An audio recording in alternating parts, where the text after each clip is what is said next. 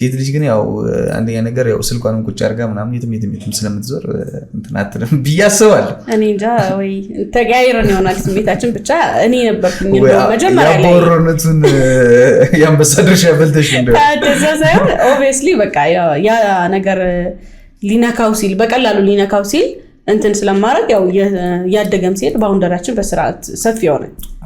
ኦኬ እሺ ከዛስ ላይፍ እንዲቀጠለ ምናምን አላረ የሶሻል ሚዲያ ሰው ስለሆንሽ ምናምን አላረ ሰፈር ላይ ምናምን ስትታይ ምናምን እሱ ጋር የነበረው ስሜት ምናምን እንዴት ነበር?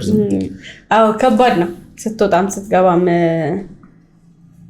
ሰው እንደሚያይህ ራሱ ሲያቅ ይቀና ነበርና ያ ባህሪ ማናደደ ነበር። ኦብቪየስሊ አልወደውም። ያ ባህሪ ላይክ ኦሬዲ እኔ ስራዬን እየሰራው ነው ምንም ማድረግ አልችልም። እና በዛ ሰዓት እሱ የሆነ የቀናት እንትን ነው ሪፍሌክት ሲያደርግ ያናድድ ነበርና ያው ሰፈር ውስጥ ሰው ለማድነቅ ራሱ እንትን ሲል ኮምፎርታብል አይደለም እሱ። እኔ ደግሞ እየሰራውበት ስለሆነ መደነቅ አለብኝ። ልክ ነው ግን ብለሽ ተስበሽ አንዳንድ ጊዜ ልክ ነው አንዳንድ ጊዜ ልክ አይደለም። እንዴት ነው ወዴቱ ያመዝናል መቀናቱ? ልክ ሊኖረው ይገባል። ገደብ አለ።